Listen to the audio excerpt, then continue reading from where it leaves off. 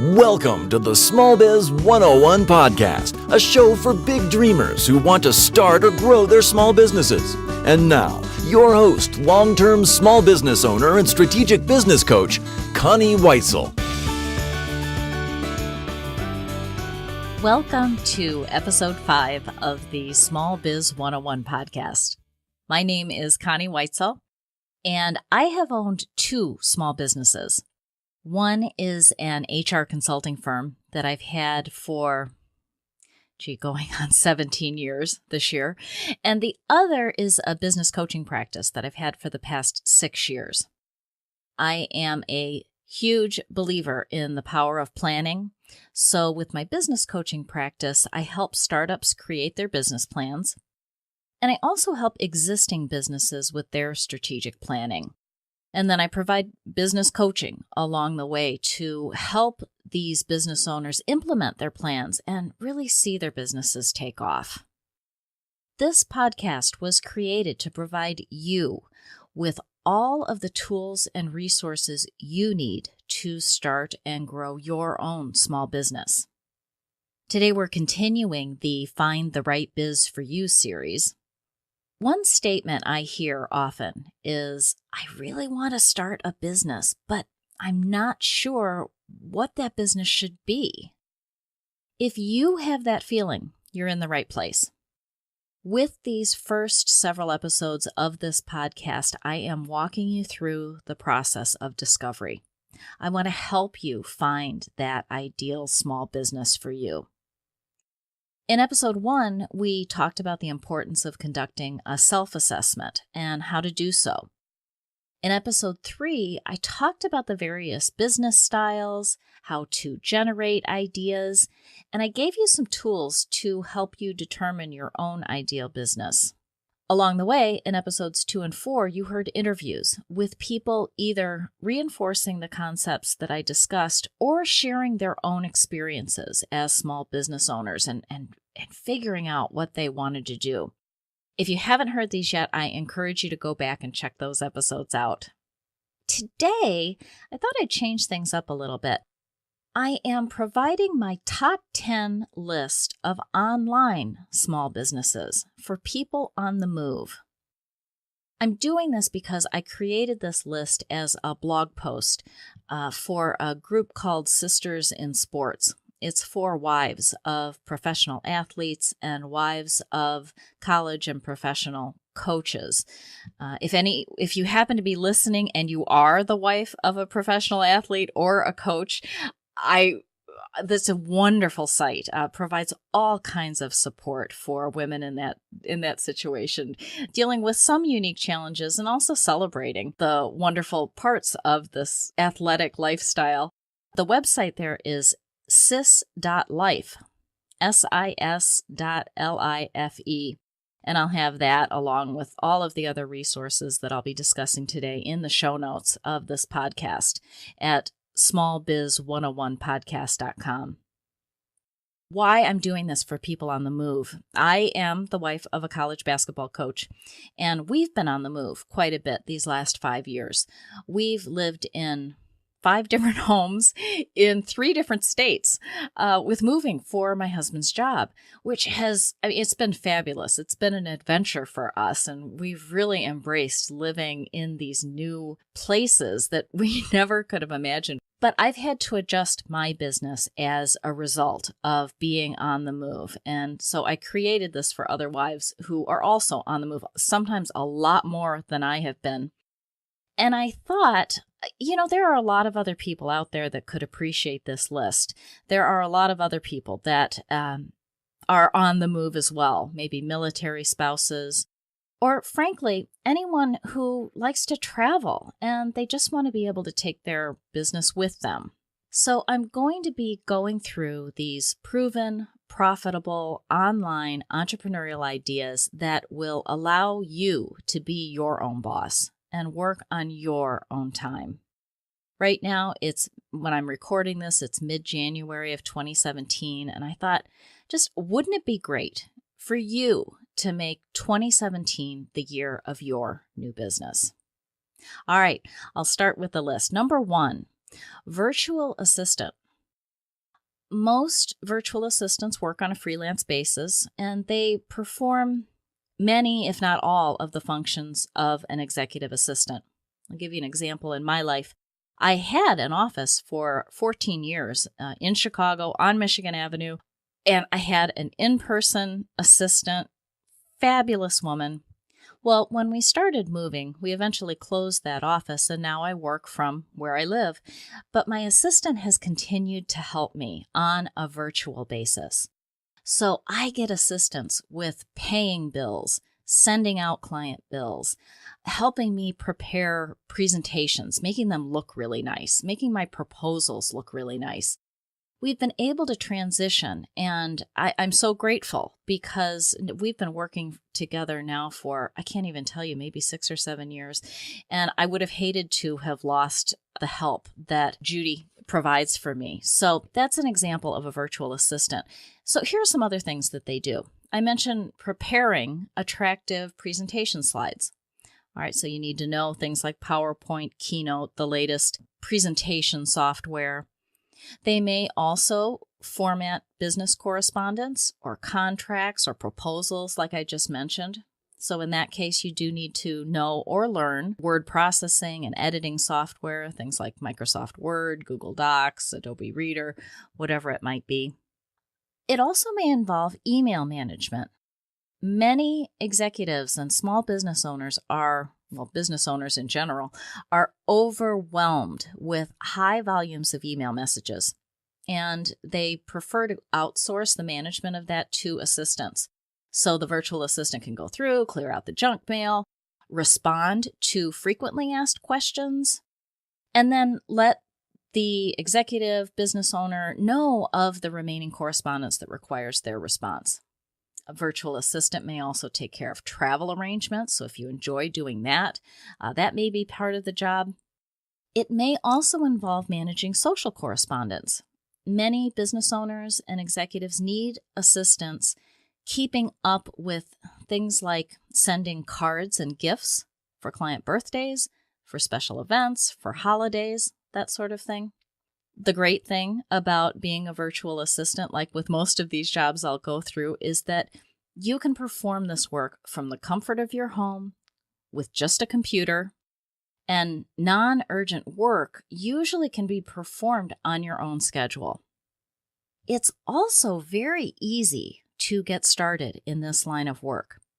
So a few ways that you can get started immediately being a virtual assistant. Number one, reach out to people you already know, people who may be in need of this service or may know of someone else who may need the services of a virtual assistant. I'm telling you, for starting a business, for getting a job, whatever it might be, the best way to go about doing that is to speak with your connections, talk to the people that you know. Another option in becoming a virtual assistant is to work as a freelancer for someone else who already owns and runs his or her virtual assistant service. The nice thing about this is that typically these businesses have clients already or have inquiries coming to them on a regular basis, so they need skilled, reliable people to do the work. Finally, you can also sign up to perform work as a freelance under an online service. Something like Upwork or Freelancer or Thumbtack. They have a variety of tasks and roles that need to be filled that, again, you can do on your own time with just a computer. And again, I'll have these links in the show notes at smallbiz101podcast.com. Continuing down the list, how about work as a graphic designer? Are you artistic? Are you skilled at designing or creating things like logos, brand identity products, maybe business and advertising products like brochures or business cards or postcards or even website and social media banners? Most businesses need that kind of service. Maybe you like creating graphic designs for clothing or merchandise like specialty mugs or hats or t-shirts. Or maybe book or magazine illustrations or invitations, greeting cards. There are so many opportunities out there for freelance graphic designers. Again, you can use, like the virtual assistant, you can use those skills online from wherever you are and whenever works for you. And like virtual assistants, you can just hang out your own online shingle, or you can go to work for an already established online service, something like 99 Designs or Fiverr. And I can tell you, despite what that name says, quality work is provided at much higher rates than $5 on that website. These are great ways to fine-tune your skills and begin receiving testimonials that lead to more and to higher paying work. You can also just go online and do an internet search for something like logo design services or whatever type of artistic work that you'd like to do, and you can find other similar online companies like the ones I just mentioned. Number 3, bookkeeping. Are you one of those people who loves to work with numbers or charts or spreadsheets? Or are you the person that has to balance their checkbook to the last penny? If you are, then online bookkeeping may be an option that you may want to consider. There are so many small business owners, myself included, who run scared from these types of tasks, who want to stay away completely from the bookkeeping aspects. In order to do this type of work, you do have to have knowledge of accounting software or be able to learn them. They're pretty easy to learn now. Software such as QuickBooks or FreshBooks or Sage or Zoho, those are important to have or be able to learn quickly, those skills. Number 4, how about website or app design? Here's a nice thing. Like these other ones, even if you do not already have these types of skills, but you think you would enjoy doing this type of work, there are several online programs that help you learn and help you get started in business. Online programs like Skill Crush and General Assembly. Again, I'll have links to these in the show notes.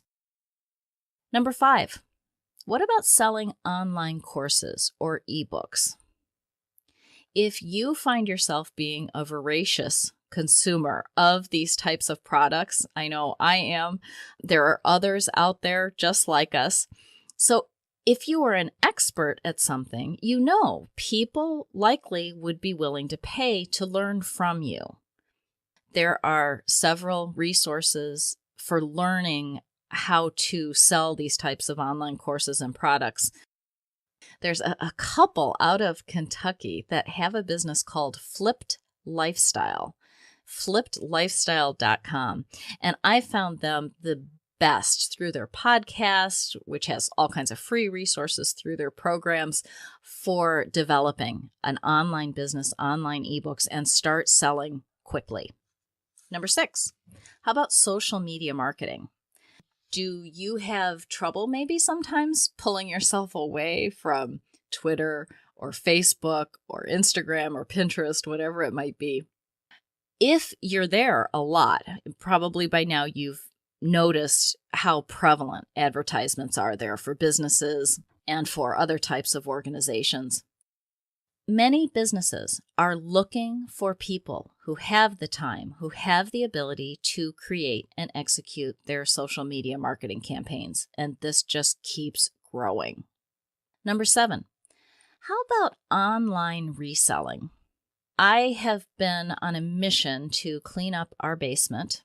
Despite these moves, I think we've accumulated more than we've gotten rid of. And I recently found a treasure trove of posters and basketballs that have been signed by famous professional athletes. These go back to the days when my husband used to run camps for these athletes, and he'd end up every year with signed products, more than he ever knew what to do with. And they've been in a basement. They've been in boxes now for years. So with my husband's permission, I posted a number of these items online on eBay. And within 2 weeks, I had earned enough to pay for all of our Christmas presents and our Christmas travel, which isn't a small amount given that we go from Buffalo to LA to Chicago and back to Buffalo. You may also have valuable items that you maybe have forgotten about if you go digging yourself in an attic or a basement, or maybe they're just unused and you'd like to sell them. There's so many online services to use. eBay, Amazon reselling, those are both terrific for selling gently used or collectible products. There are also apps for selling locally, similar to Craigslist, but I think they're a bit safer because at least there's a small verification process involved. I've been using a service locally called Let Go to pretty good success. Facebook Marketplace, that's another online local resale outlet you may want to check out. You'd be amazed at the number of people who have developed their own profitable businesses by either reselling their own goods. Of course, that gets limited, but also products that they find at places like garage sales and estate sales. So if you like digging through and finding those kinds of bargains and then reselling them at a profit, there's income in there. Number 8, Etsy sales. All right, speaking of online selling, if you are creative, if you have a talent for making or creating handmade goods, any kind of handmade goods, from pillows to hats to candles, even furniture, Etsy is the world's largest independent marketplace for selling those products. So I'd encourage you, just visit the website and get an idea of the wide variety of products that are offered by people there. And you may see something that you may want to create a business out of. Number 9, freelance proofreading and editing. This is perfect if you are one of those people who is driven crazy by misspelled words or poor grammar when reading books or articles or advertising materials. If you're one of those people, this may be the perfect income generating online business for you. An excellent resource that I found for learning the ins and outs of starting and growing this type of business is the Copywriting and Editing for Dummies book. In fact, when researching any of these businesses, check to see if there is a related For Dummies guide out there. And the reason why is these books are written by the top experts in these fields. And the content is always provided in a fun and engaging and easily digestible way. Sometimes it's embarrassing to have a bunch of For Dummies books on the shelf. I have quite a few myself, but I think they're just the best resource when you're looking to learn something. Finally, number 10, online translation and transcription service. You may have lived in multiple countries, or you may have learned more than one language fluently. If you have, you may want to consider using those language skills to assist others. There is a growing need for this type of work by all sizes and all types of businesses, of government entities, of nonprofit organizations. Like some of these other businesses, there are services online like 1 Hour Translation or Gengo, Gengo, that can get you up and running almost immediately as one of their translators or transcribers. And again, you can do this on your own time, from your own home, with your own computer. All right, that's what I've got for today for the top 10 online small businesses for people on the move. Please go to the website smallbiz101podcast.com to check out the various resources that I've provided there if you found that any of those particular types of small businesses appeal to you. I also have at the website a copy of my free ebook, Passion to Prosperity, Finding Your Ideal Side Business. And although it was written with side businesses in mind, the process for determining your own small business is very much the same. One thing I just want to mention, along this whole process, this entire exploratory time, really have fun with it. Keep your mind wide open. There are so many opportunities and just limitless possibilities for the types of businesses that you can start. So really, you haven't put a dime into it. Just enjoy the research process right now until you come up with just that perfect idea. I hope you will join me again on this podcast. If you have not already, please subscribe to the podcast from either my website, smallbiz101podcast.com, through iTunes for iOS, and through Stitcher for Android, so you can receive new episodes just as they come out. I look forward to continuing with you on your path to creating your own wonderful, profitable, fulfilling small business.